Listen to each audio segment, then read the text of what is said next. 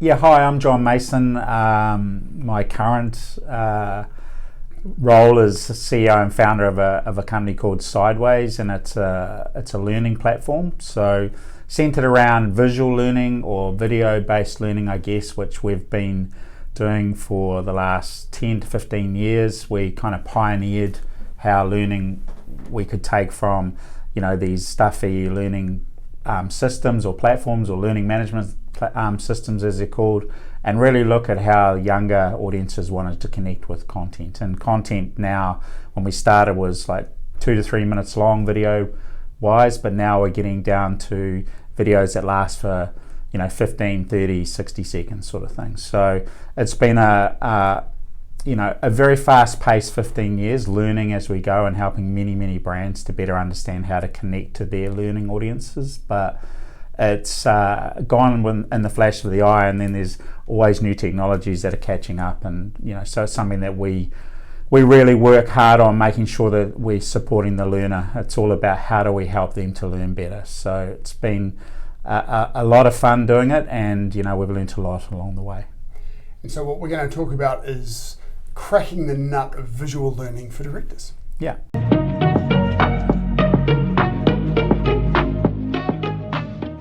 Hi, welcome to Governance Bites. My name is Mark Banicevich, and as you just heard today, I have the pleasure of spending time with John Mason. John, thank you very much for your time. You're welcome, mate. As you said in the intro, mate, you've got a business, Sideways, which is very much around creating learning content at all levels of the organisation.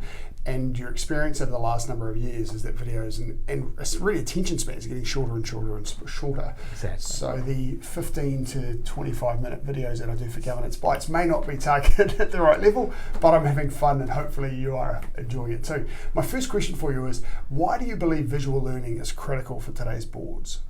Okay, I think it's critical for everyone, because what we're seeing is, in the industries we predominantly work in, which are retail and hospitality, over 50% of that audience now is a Gen Z. So, and closely coming behind them are Gen A, right? So they've only learned through this medium, and for a lot of them, they left school, might not have worked out for them, and they're getting roles and starting their careers. And so they're used to learning things on channels like YouTube, and they're watching Netflix and they're consuming content, and yet businesses have been very slow to react to that. And if they have, they've done some videos that they might have done in their induction, or they might do it in their onboarding, but they're still quite boring long videos, right? And to your point, your format, you need 25 minutes to get it out there. But if you don't need 25 minutes, then don't do 25 minutes, right? And if you are going to do a piece on who you are and what you do, make it shorter, sharper, and do more of them. Because what we see is that that people check out within 5 to 10 seconds if they're not interested in what you're talking about. So we need to connect with them, we need to better understand where they're at in their journey, and then how do we meet them where they're at so that we can have a chance of providing the information and the tools that they need that suits them. Right. Well, what makes visual learning effective? Compared to learning with by listening or written formats, why is visual so useful? Well, there's anecdotal evidence that it's 9 times more likely to be remembered. I guess when you see things happening at the same time, you see the person, you can immediately connect with that person, especially if that person looks like you, sounds like you, and that's the type of thing that we try to do, which is, depending on what the learning content is, always have someone presenting it that is someone that's been there, done that, or someone that does it regularly, because that connects with the audience so much better, right? Right. Well, what trends do you see in the visual learning? You've already talked about how videos are getting shorter. Mm-hmm. What other things do you see? If I look back to some of the early learning content in my career, people spend a lot of money on these videos, right? Yeah. Animations, or that have complex cutting, and they have images pop up. And what's happening now? I think that started off with corporate-based videos, right? And they were a thing, and they were probably necessary at the time. But if you're still doing that, depending on who your audience is, you're probably wasting a lot of time and effort and money, because they cost a lot of money. Yeah. Nowadays, with video on mobile phones, we can shoot a video, like TikTok style, like with vertically, really quickly, with giving answers to questions or problem solving or doing those types of things, in 15, 30, 60-second intervals with text overlays and music and those things that directly connect to the end user or the audience or the learner. And we see that changing rapidly, and that the people that are winning the war of attention are having to better understand all of those techniques. Right. You talked a little bit about just using your phone and things. It used to be very expensive to create this content, and it's not now. How can this stuff be created cost effectively, and what are the trade-offs that are involved in doing such low cost? Well, 9 times out of 10 the content's used for internal purposes. So if it's not external, or there's a risk that you might be seeing this content away from outside in the real world, then if you've locked it down in whatever platforms you're using, then there's very little risk involved, right? Because you can do it, you can change it, you can create something and then say, oh, that wasn't good enough, let's do it again.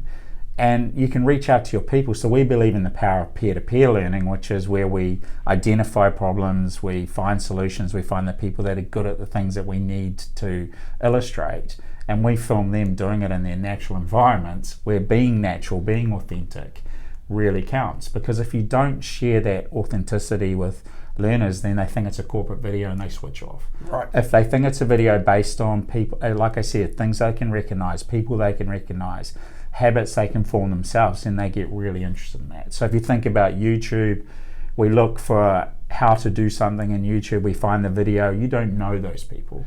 You then have to form some level of trust with that person to figure out if this is the right person or not that can help me with this problem. Mm-hmm. In your business, we all have amazing people that are brilliant at what they do. We have the problem solvers sitting right there. But what doesn't happen is we don't write the list of the things that everyone needs to know. We don't drain the people that are about to leave of all their intelligence and knowledge. We just tend to let it just happen, right? I think there's if you want to be purposeful about how do you share knowledge and how do you solve problems, you have to have hundreds, if not thousands, of these bite-sized videos. Right.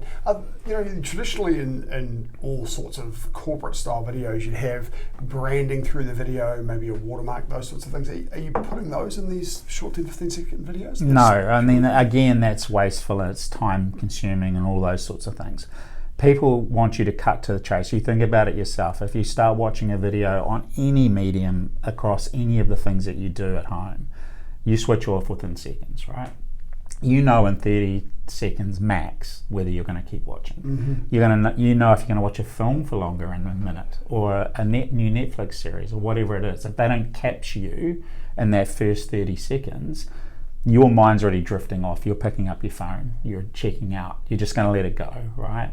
So the governance, I would say, around that is, don't assume that you know everything and that you can get it right and it's going to be great and it'll be this long and all the rest of it. Is connect with the audience to understand what their needs are first.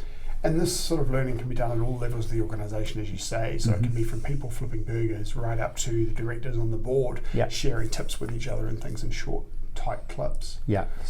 Do you think that it's more effective to create a logical structure of learning content, or because when you're doing 10 or 15-second videos, you're going to have thousands of them. Mm-hmm. Is this, you're trying to find it in some sort of logical structure, or is it just a massive searchable database? How do people find the relevant content? Yeah, great question. And I think now with the advent of AI and what the tools are that we're starting to bring into the offices or bring into the floor, or to let people use their own devices to find the things they need, is AI or search capabilities needs content, and what companies don't have is the content, right? So they're content poor. So if you're promising this experience and it's going outside of your business to find the answers, then you're in deep trouble, right? So we want to lock it down to the business and what the business knows and what your people know. So you need that content, and so you don't need to prescribe it. You certainly need to start somewhere if you don't have a lot of it.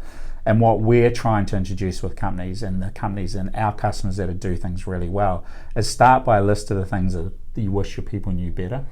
Then add that, what are the things where are the problems? And then you can write lists of the things that you need. You can then circle people that do those things really well, and you can bring them into a room and talk about how we're going to problem solve together. And that people, if you include them, what we've seen is people want to help, and young people especially are helpers, right? We, not so much. I mean, I'm older than you, but when I started out and I asked lots of questions, I didn't get any help, right? Because people wanted to hold on to that knowledge because they didn't want you to leapfrog them and all those sorts of things. But some of the brilliant things about these younger generations is that they want to share, they want to help. If they've been there for a year, they'll share all of their learnings with you. So find the people that have been there, done that, and share that as quickly as you can. Are you having, do you tend to find that businesses curate their content, or do they just leave their people to it and say, hey, go create videos, check them out? I think you have to start with why you're doing it and what your expectations are and what's acceptable. So if you build a team of people, like what our customers do is they'll send an email out to the people they expect would want to be involved, right? Just based on who they are, what they do, the types of people they are, how bubbly they are, those types of things. And they'll say, hey, does anyone want to help us? We're thinking about doing this, right? We want to problem solve. We want to create videos on things that happen every day that you get tapped on the shoulder for, that slows you down, that decreases productivity. How can we make lists of those things and then make them really available for people? And if you ask, say, 10, 20 people of the people you know, at least 80% of those people would want to get involved in that. It's something different, it's new, it's exciting. They put it all together, it's in your platform, whatever you use, and then it's fully searchable. So if you're doing those and then you let those people from those learnings take over and create the next wave of content, you can solve 100 problems in a month. And that's super, super powerful, and that's what our best customers do. Right. With all of this content that is available, how do directors identify what their gaps are and the content that's available to fill those gaps? From a director's level, I don't think too many of them get involved. They probably will get involved with the things that annoy them the most, or the things that they see. So if you look at it from a hospitality point of view or retail, quite often the managing director will go behind the scenes. They'll go to their restaurants or to their retail floors. They'll walk the floors. They'll see how everyone's going. They'll see what's happening. They'll check the merchandise. They'll check out what's going on. And there'll be these little things that bug them, right? 90% they're happy. 10% there's these lists of things they wish we could improve. And so if you're able to do that with them, I would simply walk behind them and write the list of the things that's annoying them and solve those problems. And you can literally solve them the following day. Right, yes. What's the most common tool that's used to engage with this content? Is it mobile, is it tablet, is it desktop? It's mobile. Depending on the type of business, like, with your business in an office and, behind desks, then, it's probably more desktop. But there's no reason why people who need to move around for their work can't find the thing they're looking for. They're out on a job, they're looking for what to do, and there's something that they need to figure out. They can search for it, and that's what I mean about that type of content. So looking at each role in the business and saying, what does that person need to do their job properly? What if they went out on the road and they couldn't find the things that they were looking for? Well, that's what you should be doing. Right. Are there any trends about when it's consumed? Is it consumed like when the need arises, or is it consumed like do people do 10 minutes a day and just go, hey, what can I find? Or well, yes, both. So yes, definitely on demand for that what I just mentioned. I need this now. I can't do what I'm doing. Help me. And then the other part of it is that what we're trying to do is give people skills that will help them to do their jobs better. So we're looking at, for an example, with hospitality, we're solving 100 problems in January with my business up in the UK, where we're working with our customers. We've made the lists. We're doing 50 videos a day with each customer on the things that they need, and then we're going to share those with the industry as well, the ones that can be shared. And predominantly what they've asked for is the softer skill training for younger people in the workforce that don't know what it's like to be hospitality focused, or even show be hospitable.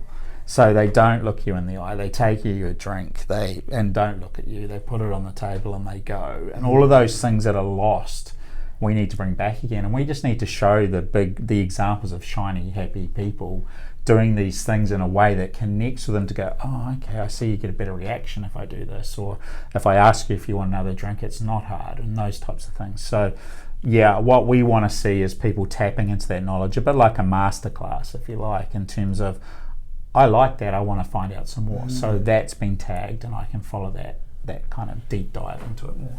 It would also be interesting to see how this technology and this approach could be used for the directors themselves and how they operate in boardrooms. There'd be some interesting content. Yeah, I don't think it's definitely not just for the younger audiences or the people that need work on the go. I mean, if you share things that you want or you expect how they should be done, or you show examples of things, you can record your screen, you can talk to the audience to say, hey, listen, I'm tired of this, can we try and do it this way, or whatever it is. People don't know if they don't know, and if they can't find out what's going to make you happy, or how is it going to be, what happens if we do it this way, then it's basically your fault. Yeah. So you have the power to do these things, and you can't just hide behind I don't know how to do it anymore.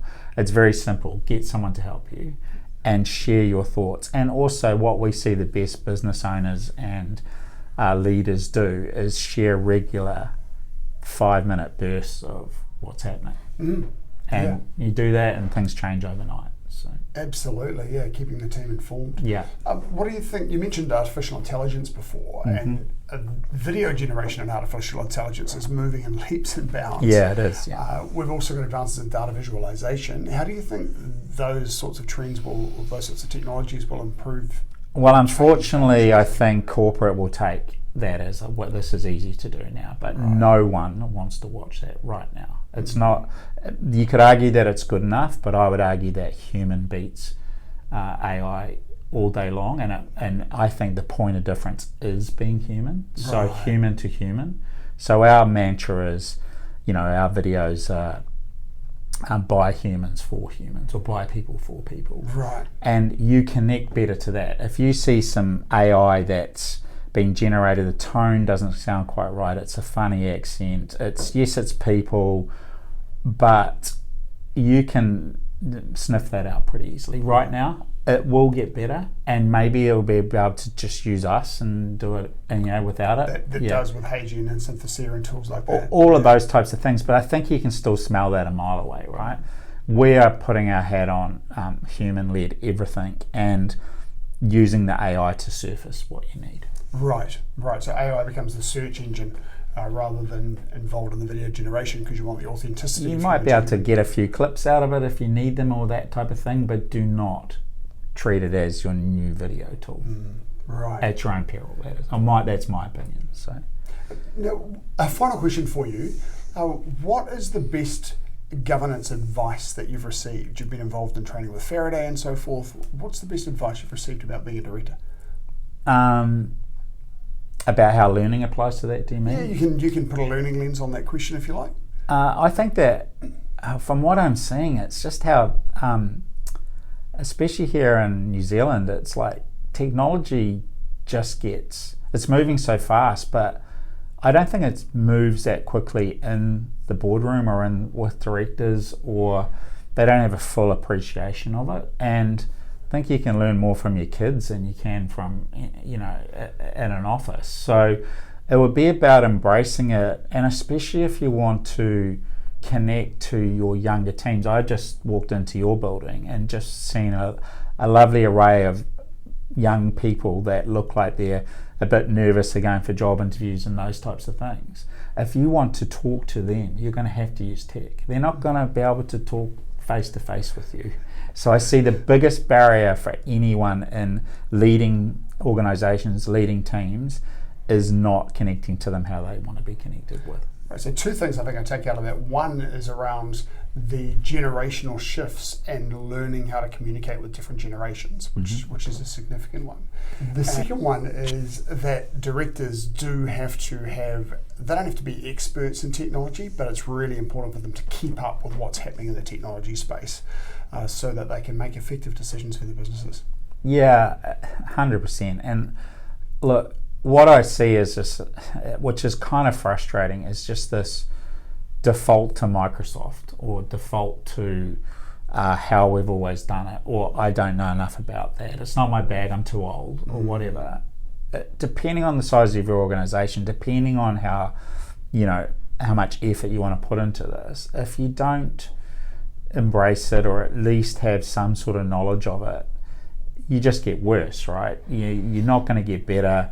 You don't fully understand where it's going, what it's doing. You can't connect to it. But even as something as important as a message to the business once a week, that can lift morale. It can lift everything. It can lift sales. It can, and you see evidence of that with amazing leaders throughout retail and tech and all those sorts of things that just inspire their people to do one more thing that week.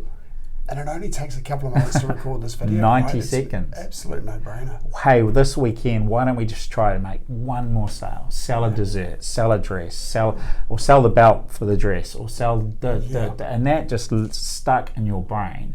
And if everyone did that, and there's evidence to say that then over 50% of people carry on and do that, sales just spike, right? And if we're in the sales-led environments or businesses, which predominantly most businesses are, you just want them to do that, or have one better conversation, or ring one customer, or reach out to a prospect, or whatever it is. That has to come from the top. That information comes from the top. The learning comes from the bottom. Right. John, that's been a really fun conversation. Thank you. You're welcome. Appreciate your time. We'll look forward to catching up again soon. Yep. And to see you next episode. Thank you for watching this episode of Governance Bites.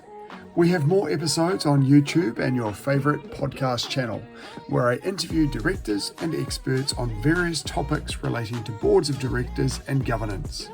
We'd love to see you back, and please like, subscribe, and share the videos and podcasts.